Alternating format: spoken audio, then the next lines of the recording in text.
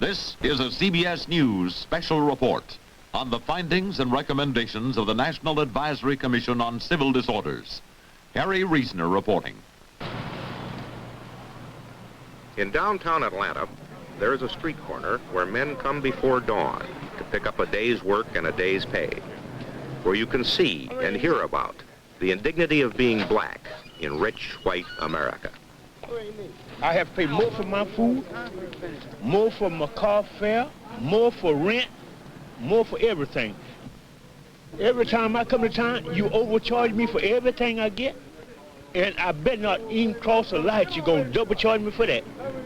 And how in the world do you expect for me to get it? Then if I go out here and steal something, Reedsville. But now that's where people make criminals out of people. You're not going to give them nothing, just enough to keep you eating. Yeah, I eat breakfast this morning. I don't know where dinner coming from. How do you think I feel? How do I feel? And then you take all this money and go there, feed the Japanese, Senegalese, and everybody else, and here me been here all my life long and can't make it. This man's anguish is the real substance of the Riot Commission's report. His distress multiplied by the 15 million Negroes who live in American cities. The most prevalent symptom is poverty, but the real trouble, the thing that holds them down, is color. In the Commission's phrase, the racial attitudes and behavior of white Americans toward black Americans. The people who did the actual rioting are described about like this in the report. Most were young, more than half of them between 15 and 24. Most were school dropouts, but better educated than the average ghetto dweller. 4 out of 5 were employed, some of them making as much as $150 a week, but most of them holding down menial jobs. There's another way to describe them, by the list of their grievances compiled by the Commission. It's a kind of composite self-portrait, the picture of a man who sees himself as an outsider in our society, shoved along from callous schools toward a dead-end job, confined to blighted neighborhoods, exploited by white merchants, ignored by local government, harassed and abused by its agents, the police. In 12 out of 24 riots studied by the Commission, the spark that touched off disorder was an incident involving the police. How incident grew into disaster can be seen in a composite picture of the riots, which we have assembled according to the findings of the report. The sparks fell in the tinder of crowded streets, in neighborhoods peevish with the discomfort of summer in the ghetto. Friction with the police was not the cause, but only the last in a chain of causes, the years of ghetto distress and frustration.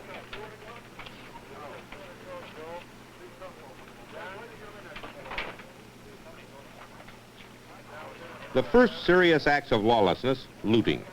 Most of the Negro violence consisted of just that, looting by small groups of people, that and the setting of fires. The police, undermanned at the scene, were slow to react, slow to send in reinforcements.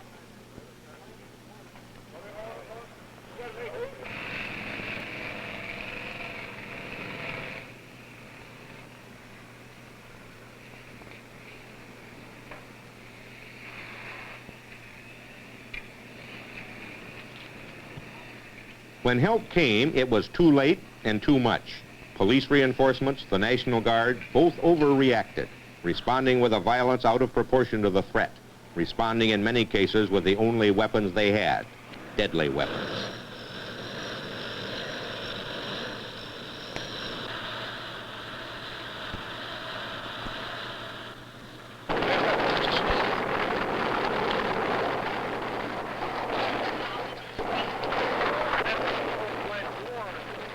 The gunfire, the report says, was almost entirely from the side of the police and National Guard, much of it wild and panicky.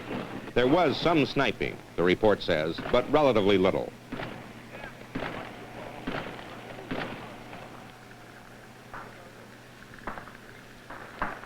In the heat of disorder, the law acted indiscriminately. Mass arrests that swept up many innocent bystanders along with the lawbreakers. In the conflict between white authority and black ghetto, old grievances deepened and spread.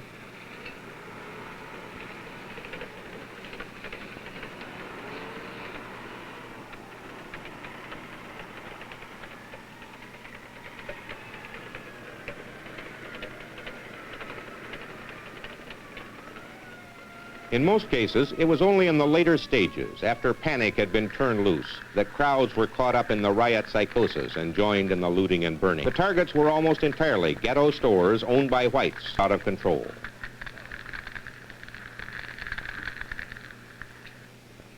What happened was disaster beyond purpose, beyond any plan.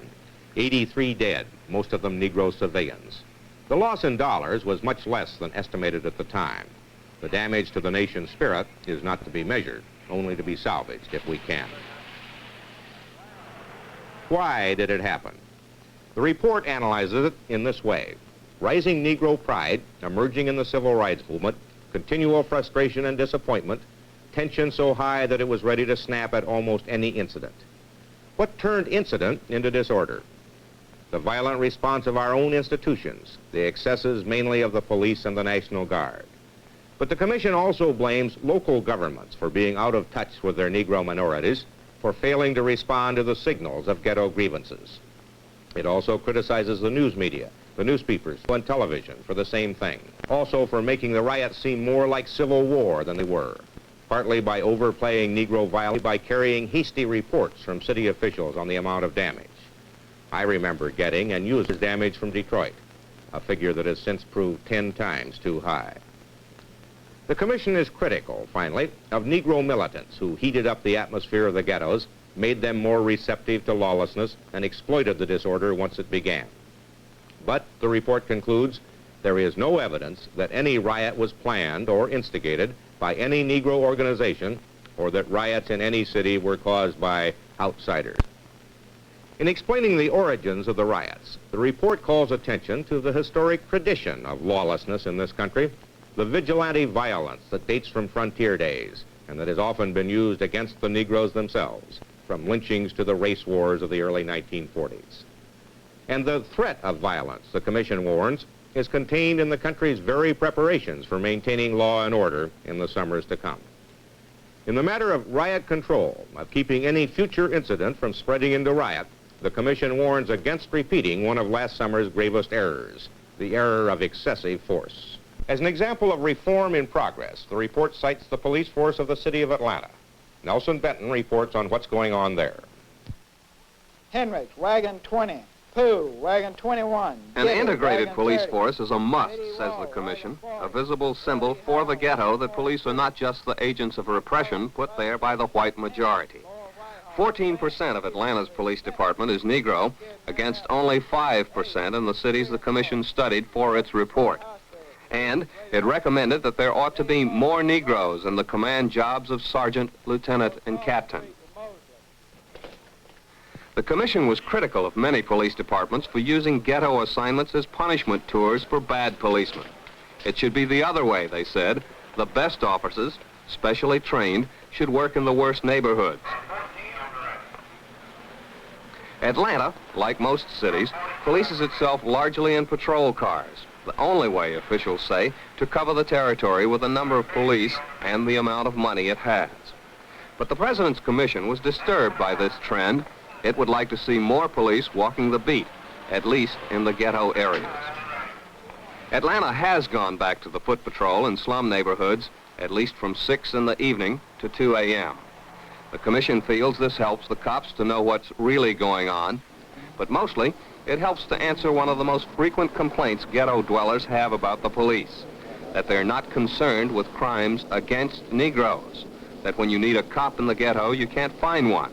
So, police must be on duty there not only when things are hot, but also when it's cool. We are slow Sunday night. Even on slow Sunday nights, there's police business to perform in the ghetto. Any one arrest could be the flashpoint for another outbreak. And it is what policemen do and say when making an arrest that could keep the peace or start trouble. So when you happen to arrest somebody, it wouldn't hurt you to address them by their name, titles. Negroes particularly resent being called uncle and aunt, boy and girl. The speaker is the Reverend call them Sam Mr. and Williams, Mrs. telling a class of rookie policemen things the Commission feels all police should know, but don't always practice.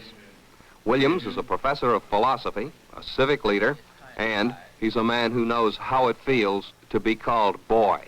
So I'm recommending to you that your job will be easy in these places where traditionally you had some difficulty. If you remember to use titles, this is tremendously important.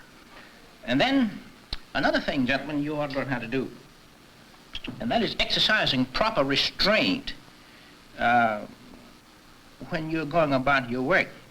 Now, it's possible to be abusive in two ways. Physically abusive, hit a guy beside the head, crack him, or even hit him with your gun. That's physical abuse.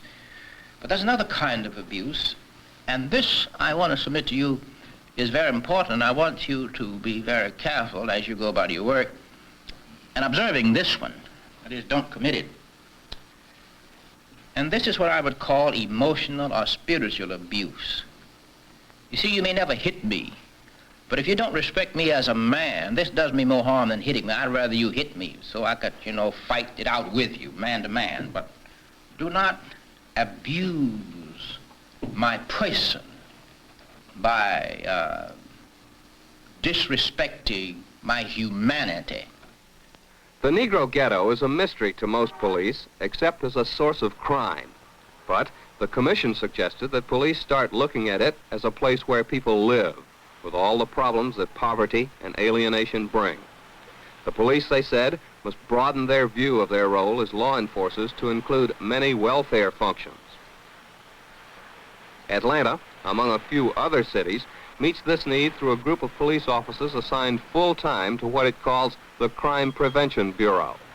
One of them, Officer E.H. Lyons, spends all his time in the ghetto neighborhood, talking to school dropouts, organizing clubs and dances, finding food and clothing and shelter for people in need, working to change the ghetto image of the police from that of enemy to that of friend. From time to time, Officer Lyons and his colleagues attend meetings in the neighborhood, meetings at which neighborhood grievances are aired. This time, the issue was vagrancy laws. Should the police be tougher or more permissive in enforcing them? I do part-time work, but I'm not regular, employed regular. But the money that I make, my income won't let me go other places that I might want to go, so I just stand around the corner sometime and talk with the boys. I mean, we don't be doing nothing wrong. We talk about a lot of things, maybe range from sex to football, or anything, But I don't think you should enforce this law, because a lot of guys will go to jail for nothing, I think. And that's what I had to say. I feel like I ought to say. Well, now, that vagrancy law works two ways. Now, we have some people that won't do no kind of work, do nothing but rob and steal and stand around and try to take advantage of people and break into people's homes, those who are working. Now, that law don't apply to the good citizens. He could spend most of that time at home or find some of these lots, there's vacant lots around here that fellas could group up together and stand around. But out there on the main thoroughfares, out there mainly for business purposes, for people who are going about their business every day. And these laws are put out there because the public asks for them. Well, you have some officers who will come up in a vacant field and tell you to move on. But you know that yourself by what happened to us one Sunday. We wasn't on the corner. We was up in a parking lot, just sitting there talking. And the officers come up and tell us, we got to move. This committee talking about enforcing this law. Here, we're not down the police at all, not police folks at all, because the police folks, I think, they have been doing a pretty good job. You part of this committee, why don't you just take a vote on it and see how many people are for it and who are not for it? See, like I said, majority. I'm just... Ladies, here, a recommendation to the committee that vacant laws be enforced in order to eliminate groups from hanging around the street corners. The police chief of Atlanta is Herbert Jenkins, the only law enforcement officer on the President's Commission. Chief Jenkins, we attended a meeting of one of the crime prevention committees in the neighborhood, and several complaints came up. On the one hand, there were complaints that police were harassing young Negro men in the neighborhood, and on the other hand, there were complaints that the neighborhood wasn't policed enough. There wasn't enough law enforcement there. How do you answer this? Well, that's a natural complaint that police receive often. But the fact that these young Negroes had a complaint, and they were making the complaint, and they were making it to the police. The police were there, and they had a sympathetic understanding of the problem, and they were listening to the complaint. The fact that that was established shows that communication was established, and we've got a better chance of preventing a civil disorder in that particular neighborhood under those conditions than you would have if there was no communication. Can the police department prevent civil disturbances this summer? If a civil disturbance is going to be prevented, it must be prevented by the local government, the local people, and the local police. I think the record will show that National Guard and even the United States Army cannot prevent civil disorder. Certainly they can stop one when one gets started, but they do not have the experience nor the opportunity to prevent civil disorders. So much of the responsibility rests with local police departments, and they must be supported by their local officials and their local citizens. And if they're going to be prevented, these are the people that's going to prevent disorders. The report of the President's Commission on Civil Disorders includes some familiar ideas for taking the heat off through local measures. Get the teenagers off the streets and into community service jobs, mostly working with the police. Provide formal procedures like civilian review boards for ghetto grievances against the police. Set up neighborhood city halls to give the ghetto people some direct access to their government. But local resources are limited. The job program, for example, depends heavily on federal anti-poverty funds, which are running low. The Commission's view of the problem is national, and it extends beyond next summer to the future of race relations in this country. And that, says the report, requires a commitment to national action, a coalition led by the federal government, largely financed by the federal government, but enlisting the resources of business and the will of individual citizens. These are the major proposals. On welfare, a new approach, a form of guaranteed annual income, based on the idea that even in good times, some people can't get jobs or can't make enough to support their families. On housing, a national open housing law, 6 million new low and middle income units, especially smaller buildings in scattered locations, instead of high-rise projects jammed into the ghettos. On jobs, 2 million new jobs in government and private business, better chances for advancement through job training subsidized by federal payments or tax credits. On schools, grants to promote integration, but until it really happens, a special compensatory aid to improve ghetto schools. These proposals go beyond anything the administration has been talking about. That goes for the President's recent housing message. The cost has been estimated at $2 billion a month, something like the cost of the war in Vietnam. To see what possible impact any such programs might make on the urban problems, we considered the problems of one city, Detroit, where last summer's havoc was at its worst, where apprehensions about next summer have been rising, where a local coalition has been formed and some small-scale programs are underway. On what's happening in Detroit, Hughes Rudd now reports. In Detroit, where billboards say it's an insult to American industry to walk, motor cars mean money and money means power. Until recently, the power was all downtown, and it was optimistic power, white power, full of the old booster spirit. But the tone of this city is changing.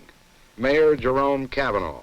I'm not a pessimist by nature, nor am I an alarmist, but I do see institutions and attitudes and values crumpling all over this country as our cities are going up in flames. And that night that I flew through that city in a helicopter looking at what looked like Berlin in 1945 was really one of the most despairing days of my lifetime. But I now, upon reflection, think that what I was watching was merely something that was happening in other parts of the country and would happen again, unfortunately, unless this country proposes to commit its conscience and its resources to changing our course of action. And we haven't done it. We're not going to achieve justice within our society by ripping up our cities and tearing them apart. And anyone that thinks that that's the ultimate answer is absolutely wrong, because what will happen will be what's happening right now, unfortunately. Far greater polarization of attitudes on the part of both the white and the Negro, increasing arms race on the part of both blacks and whites in all of these cities. The big money in Detroit is trying to deal with the problem of the races. This is the new Detroit Committee. 37 of the city's white and black leaders, including the top brass. R.J. Miller from Ford. James Roach of General Motors. William Day of Bell Telephone. Also Chrysler, Detroit Edison, and a dozen more of the top employers in the city. The new Detroit Committee was set up by the governor and the mayor after last summer, after what the whites call the riots, after what the Negroes call the rebellion. Chairman of the committee is J.L. Hudson, Jr., the owner of a leading Detroit department store. And this is where the committee hopes to make its breakthrough, a breakthrough with jobs for the Negro ghetto. In the past, if you wanted a job at Ford, for instance, you had to go out to the factory and ask for it. And such is the hopelessness of the ghetto that many didn't even try. So Ford has come to them, sending job interviewers into neighborhood poverty centers. The company used to give each applicant a written examination, but many of the ghetto people flunked it, so the examination has been dropped. And you were last employed in November of '66, is that correct? That's right. Firm went out of business? Right. I'll tell you what, Mr. Barnes, do you have an automobile? Yes, I do. Okay. We have some work available at our Wayne Assembly plant. It's located on Michigan Avenue in Wayne, Michigan. Now, if you can pass our physical, we will have the girls send you out there today, and possibly they'll put you to work either the end of this week or possibly next week. Fine. How's that sound to you? That sounds good. Okay. How long has it been since you had a job? Well, I've been working off and on, but it's been about a year since I've had a steady job.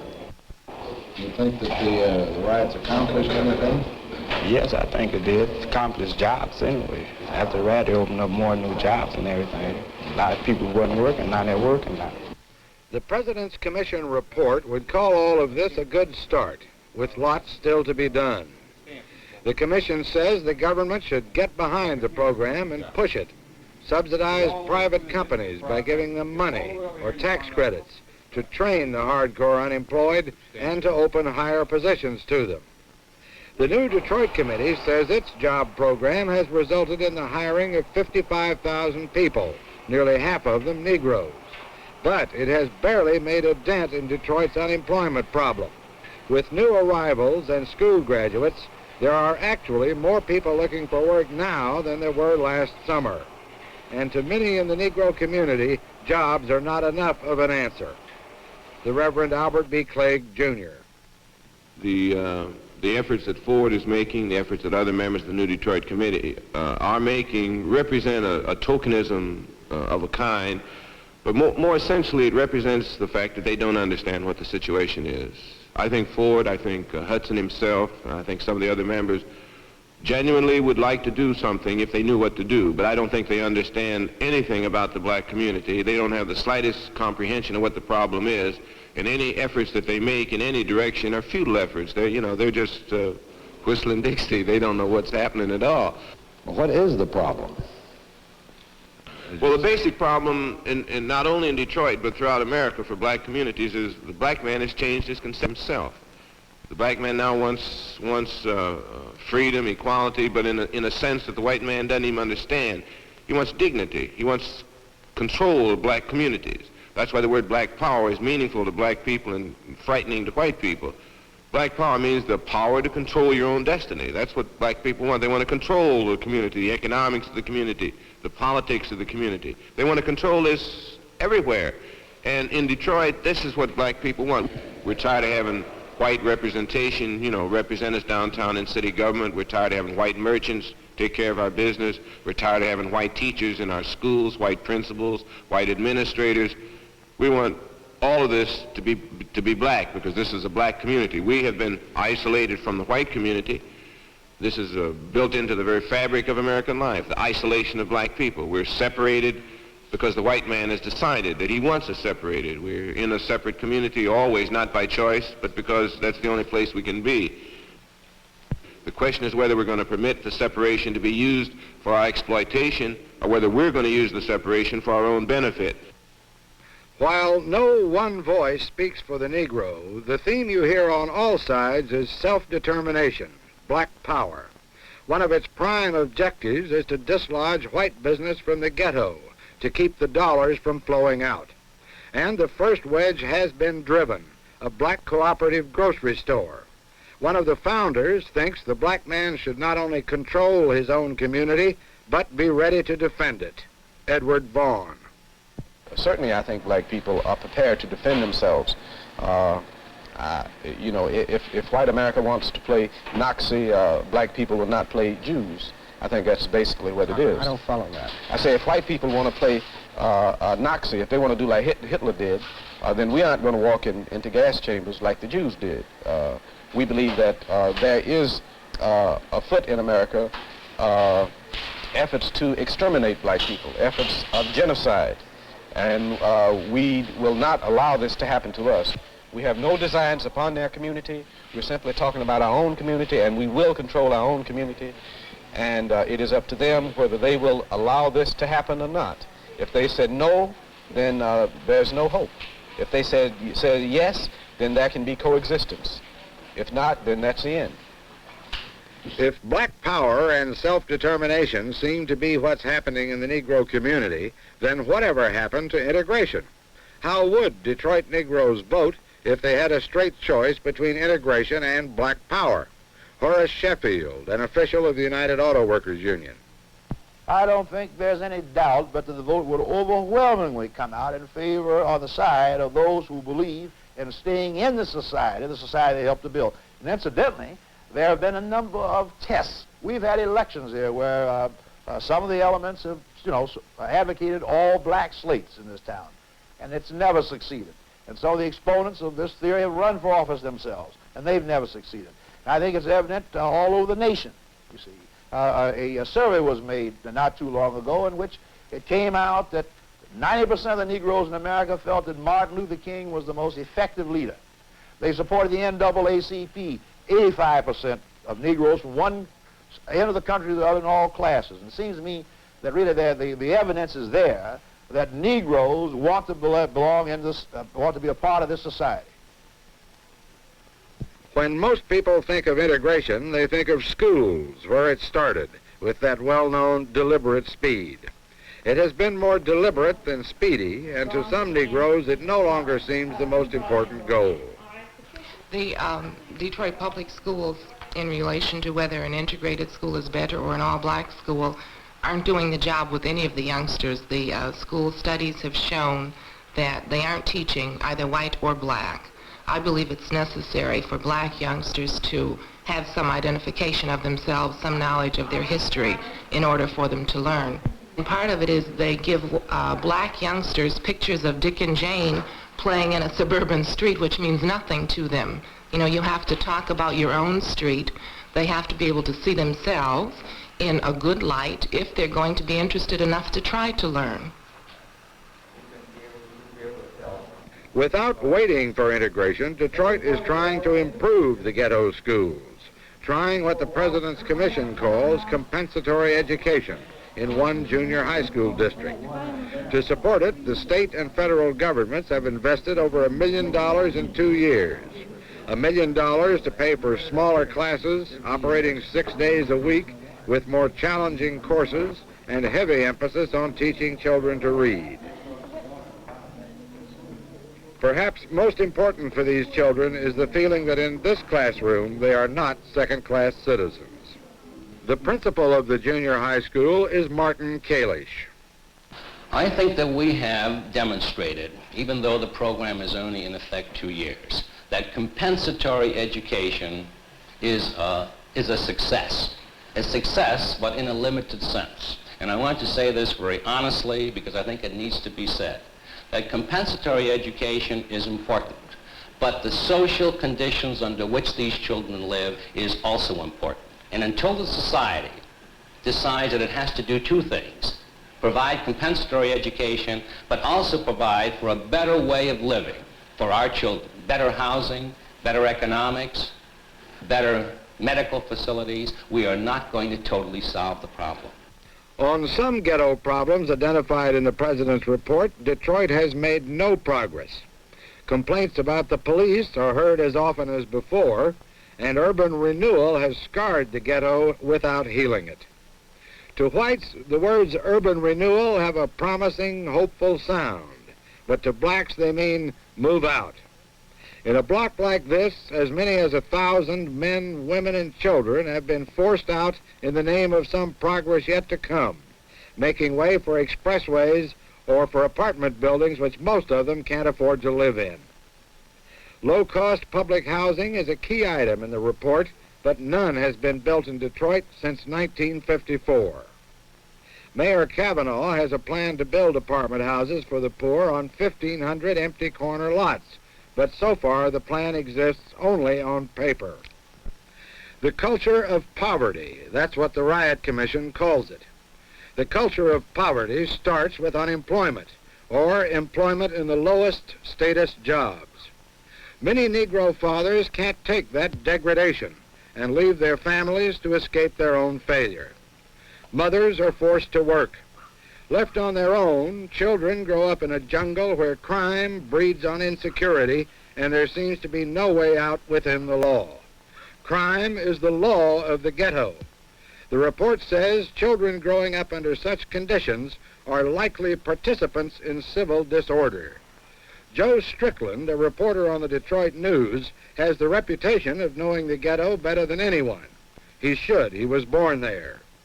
Well, Joe, what's the mood in the ghetto these days, would you say? It varies from very angry until to the lack of interest, but mostly it's just angry. And I mean angry. Take a look around you at this neighborhood, and people are still living here, and they're still selling coal in this place right here because the people around here don't have furnaces in the basement. Now, what do you think those people could think in a town where we keep showing them on television that everyone is affluent, everything is getting better, you got good refrigerators. Some of these people still have ice boxes down here. Now, that kind of poverty in America is a damn shame. They ripped all of these houses down, and now, what are they going to build here? Nothing. Up the street a little further, they're going to build a bus terminal. And these people have no place to go, because if they had any place to go, they wouldn't be here. Well, what could cool the ghetto this summer? Can you think of anything that the whites could do that would ease things immediately? To ease things immediately, you begin to think in terms of jobs. If a guy's got some money, perhaps he's a little happier. But a job is not going to give him any dignity. And white people have failed to allow the Negro in America to think of himself as a dignified human being. And as soon as they start looking upon him as a human being and not some sort of animal that they can tuck away in some slum, when they get ready to move him, they just move him, come through with a bulldozer and rip it out. Well, so last summer, they showed them, well, okay, we can do a little urban renewal ourselves, and they burned it down. Now, when white people stop just shoving Negroes around, that will be the day when they can look forward to summer without any apprehension at all. As long as the ghetto exists, in Detroit or any other city, Negroes will be angry and impatient. Much of it is the impatience of people who have stopped begging and are trying to do something for themselves. Self-help, self-determination, black power, these simply reflect degrees of black disillusionment. They all mean the same thing. It's too late to patronize the Negro or buy him off. It's time to open up and let him in. Which is what the Commission means when it calls for something more than money or programs, a change of attitude, an exercise of national will. In its own conclusion, the Commission seemed to anticipate that its sweeping recommendations would not be matched by a sweeping response. It cited the testimony of Kenneth Clark that there was an Alice in Wonderland quality to all the past hearings that followed all the past riots. The same analysis, the same recommendations, and the same inaction.